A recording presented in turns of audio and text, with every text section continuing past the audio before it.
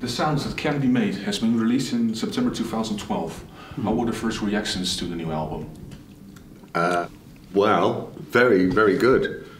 We were quite amazed at how many emails we had from people all over the world saying how great they thought it was. Which, after 3 years of working on it, we didn't really. Well, I didn't know if it was any good or not. No, you do sort of. You can't. You know, it's very easy to sort of lose track of how good something is. I mean, we all thought it was a good body of work, and you know, you just hope.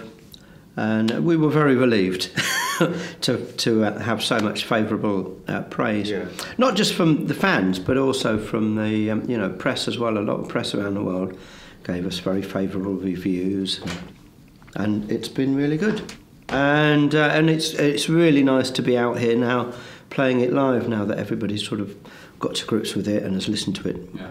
But the more people listen to it, the more people seem to be excited about it. Good to hear. But you've worked on the album for 3 years now, and I've read that you've also worked in between tours on the album. How was it for you guys to do it this way? Quite nerve-wracking, I think, certainly towards the end. Yeah.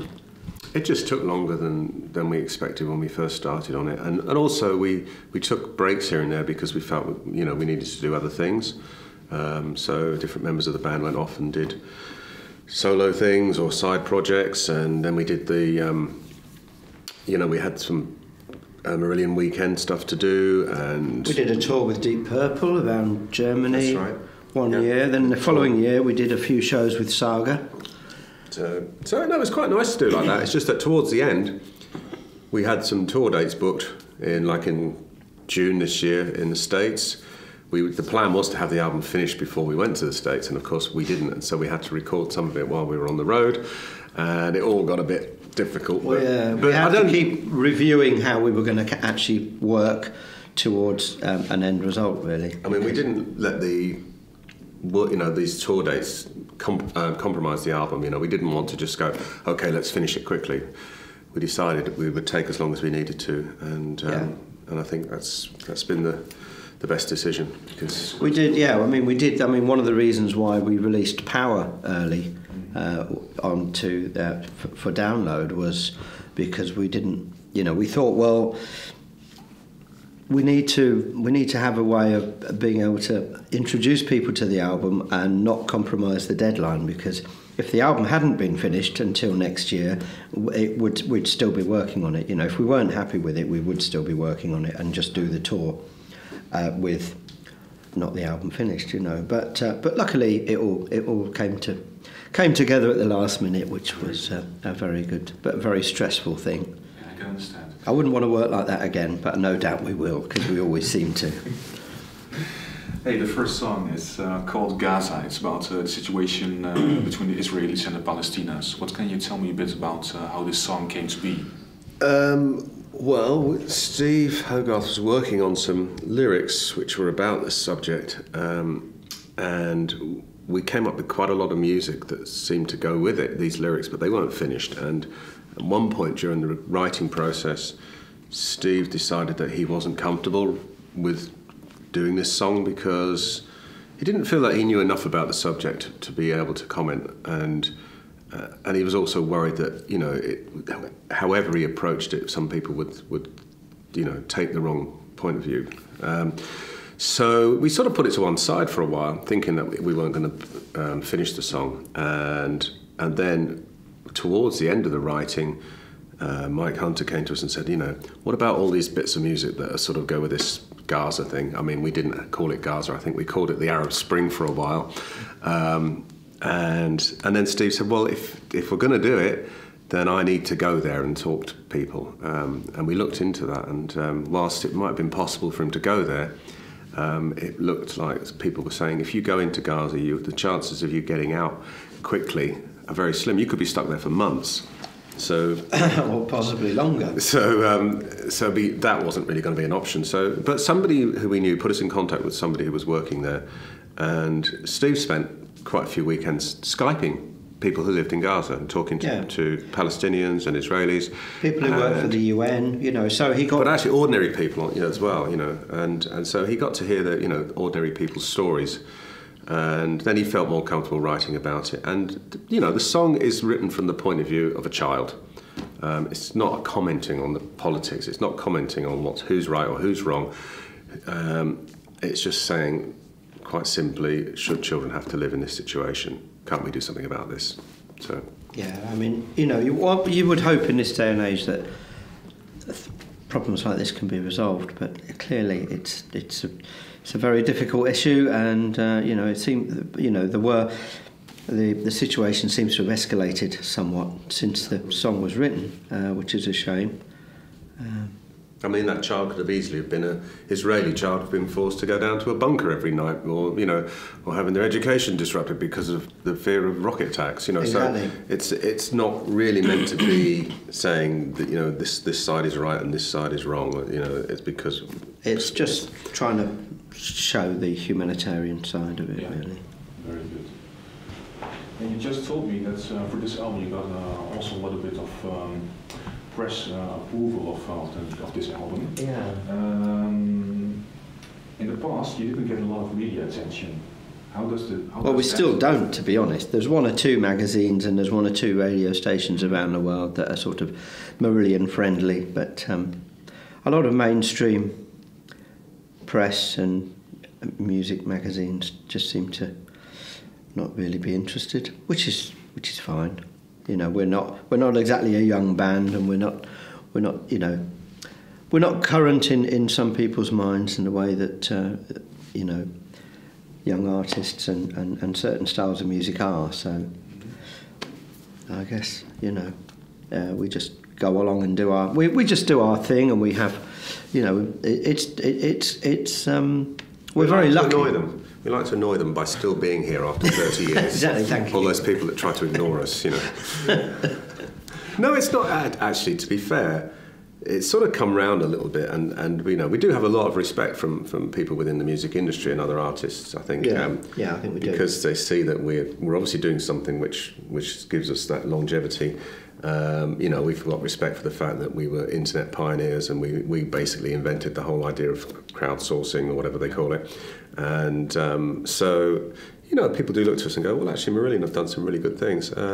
You know, and with this album, I think it's for the people that can take the time to listen to it. I think, you know, non-Marillion fans are usually pleasantly surprised by what they hear, and like I said earlier, a lot of Marillion fans say it's the best thing we've ever done. So we're sort of on a bit of a high at the moment, which is great. Just going back to what Mark's saying about non-Marillion, you know, people who listen to our music for the first time, wherever they sort of jump in, the first thing they do usually is email us and tell us how fantastic what they've just listened to is. And the second thing they normally do is buy the rest of the catalogue. And it's so surprising, you know, and we get lots of emails each year saying, where have you guys been? You know, I've just discovered you after... I didn't realise that, you know, you had so much music, and it's such a pleasure to... You know, so we're obviously doing something right. It's just that we're not necessarily getting to all the people we need to, which is frustrating. But it does mean that we've got rather than a decline, which is what the music industry appears to be having at the moment, we can actually see an increase if we can get to the right people in the right way. So that's a positive thing to take on. I think you guys have found the right way with using the internet and stuff like that. Did you expect it when you in 1997, when you got invited to the stage when fans helped raise money to get you over there? No, that was... It was all that through you, actually, wasn't it? It wasn't even my idea. That was the thing that gave me the idea for asking the fans to fund the album in 2001, Arachnophobia. But the tour fund idea was a fan's idea, and it was brought about by the internet because I said we wouldn't be able to tour the States because we didn't have record company support, and normally... you know, the record company would basically fund the tour. That was, you know, because we always lost money. We don't lose money touring the States these days because a lot's changed, you know. But back then it was a problem, and a couple of fans decided to, you know, open a bank account and basically take donations. The thinking behind it really was that, you know, a couple of people said, well, I usually spend a fortune going to see the band, so I pledged so much money. Let's see if we can bring the band over here, you know. And I'd rather put me money to see them over here rather than buy, you know, tickets to see them somewhere else. But it was a huge surprise, wasn't it? That was in the days even before the internet really existed. It was a kind of an online forum thing. The internet didn't exist then. But Just about, though. But it was fairly early days, yeah. Yeah. Early days of the internet. Very early, yeah. And did you also expect the more than 12,000 fans who said yes for the pre-sale of the 2001 album? No. Again, that was an experiment. We once we decided that we didn't want to sign another record contract because the contracts we were being offered weren't really what we wanted. I mean, we'd just come out of a deal that was 3 albums, and we'd gone onto a bit of a treadmill where we had to make an album a year in order to earn enough money to survive, and we didn't really want to, you know, continue working like that. So it was a case of, well, we need some money to fund the writing and recording period. So let's ask the fans. That was the great idea. Well, yeah, I mean, we thought about going. You know, we thought about banks, and we thought about, you know, how can we. We did actually talk to venture capitalists as well. Yeah, we talked to a few people, and then we thought. Oh, let's ask the fans. Was it a eureka moment of yours, wasn't it? I don't know about eureka. Well, the thing is, of course, with email, you can do anything like that for free. You can ask a question for free, and it was really, we just said, and I think we had we didn't have 12,000 fans on our database at the time. I don't think it was that many, but we just sent an email saying, I think we did some maths, didn't we? Sorry. Would you consider buying this album before it's released? If the answer is yes, send your answer to yes@marillion.com. If your answer is no, send your answer to no. So we didn't even need to read the emails. We just counted them, and there was 6,000 emails came back, of which 200 said no, and the rest said yes. So that was when we went, actually, this could work. There'd be, you know, if 6,000 people were to pre-order the album, that would be just about enough. And it ended up being 12,000, as you said. Yeah. I was going to say we had done some maths and decided that there was a point where we would be, you know, it would be a feasible thing to be able to do, and luckily 6,000 people was more than we were hoping for. We were hoping for about 5, weren't we? I think we decided that 5,000 people we would be doing better than signing a record deal, and we'd be able to keep, you know, hold of the what we wrote, and then we started looking at other things that we could do ourselves as well, you know, like managing ourselves and getting rid of agents and all of that kind of thing. That was all in around about 97, actually. Yeah. Oh, that was before. Yeah. I forget. You've also experimented with releasing an album through a peer-to-peer network, Happiness is the Road. How successful was that to use a peer-to-peer network, and why did you choose for a peer-to-peer network? Well, it was a case of it was going to be on P2P, you know, file sharing networks anyway. Mm-hmm. So the idea was to try to get some benefit from it, not necessarily to make any money, but to gather data. Mm-hmm. And so we did this thing with a company called Music Glue, which it didn't work with MP3s. It only worked with the Windows Media file. So it was quite limited in what you could do with it, but basically it gave us a way of tracking when people downloaded the music and played it and shared it. So you could see where the music was being downloaded from, how much it was being played. It was possible for us to send people a message, a link to a website. When they played the track, the link would open and they can buy tickets for a concert. It was that sort of thing. So it had some use. I'd say it was limited because of the fact that most people immediately would convert the Windows Media file to an MP3 and then share it like that. And of course, then all that extra functionality was lost. Mm-hmm. But yeah, I mean, we weren't giving anything away that wasn't already going to be given away by somebody else. I mean, these days we try to encourage people to buy our music because if nobody buys it, then it's really, you know, it's going to be more and more difficult to keep making it. And luckily, we've got a great following who a lot of them are happy to pre-order and buy the expensive version with the special packaging and book and everything, because it's a nice thing to have.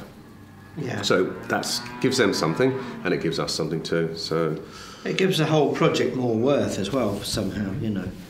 And we can make money touring as well these days. So even though CD sales have fallen quite drastically, they haven't fallen as drastically for us as most artists.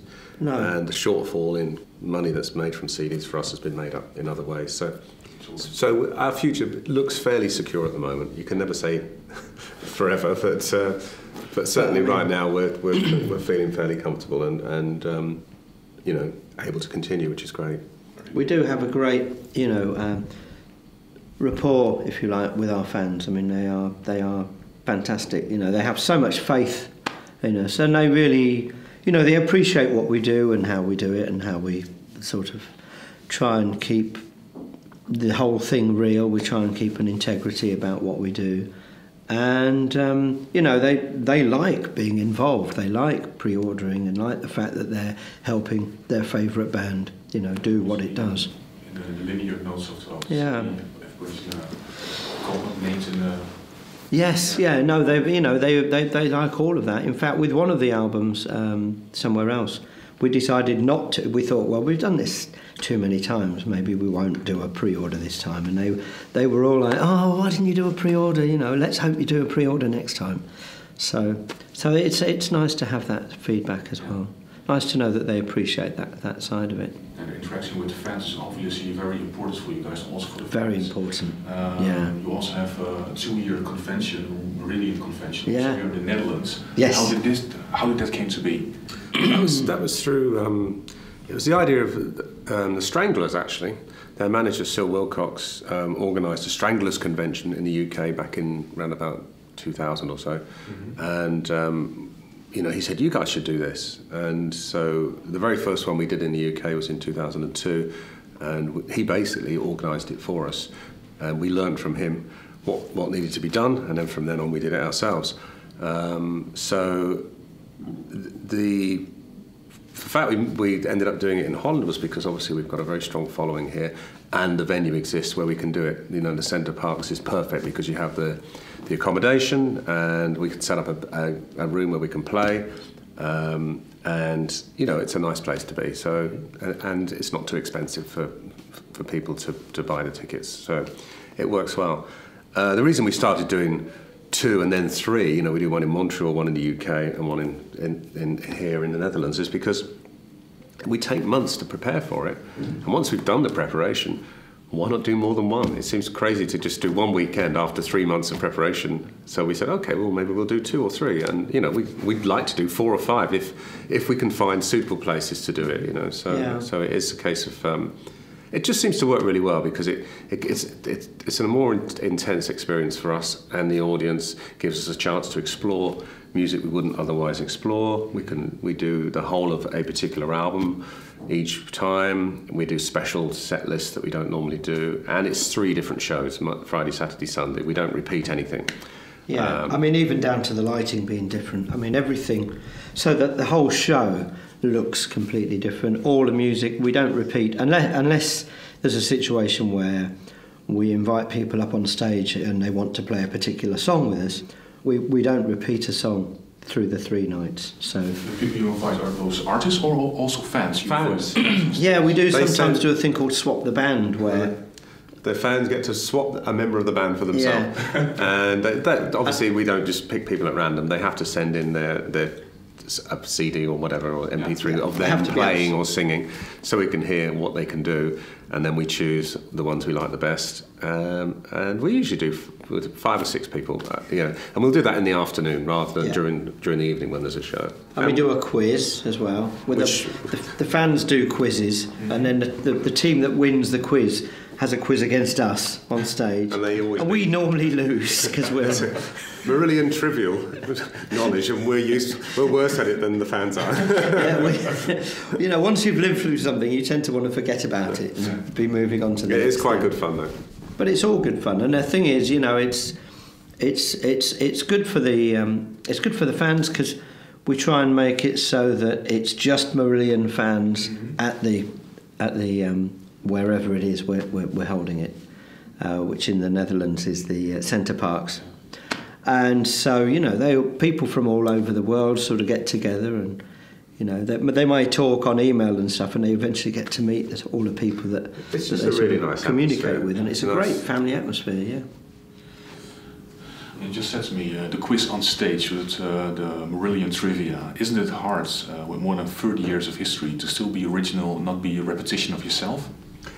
Yes, it is, and hopefully we've managed to achieve it, but it does take us longer and longer each album we make. Yeah, I think we have a certain, sometimes there's a certain style that sometimes it's nice to do, and other times you think, we must try and get away from that and do something completely new.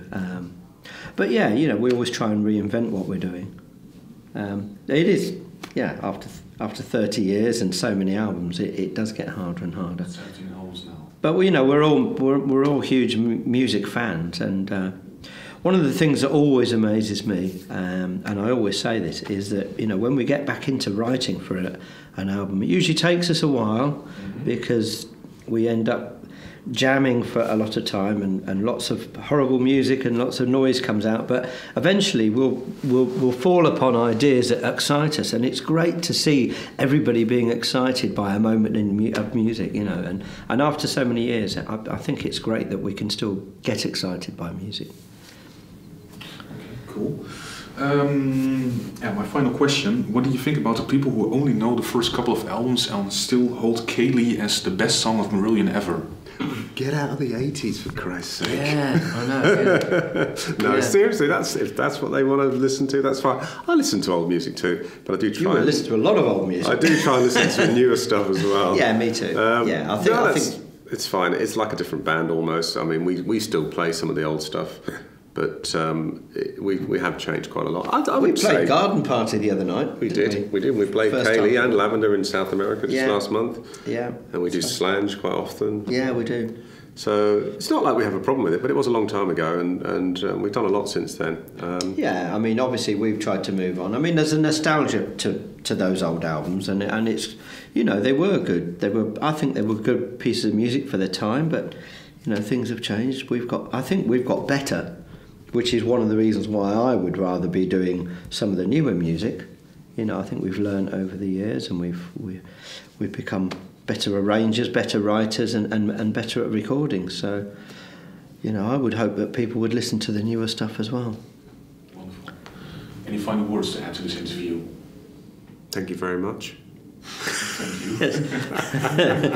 I'm hopeful, yes. No, thank you, seriously.